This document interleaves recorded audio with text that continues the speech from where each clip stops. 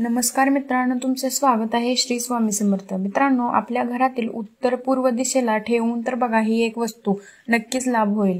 मी आज तुमच्याशी सुख समृद्धी वैभव म्हणजेच लक्ष्मी मातेविषयी बोलणार आहे।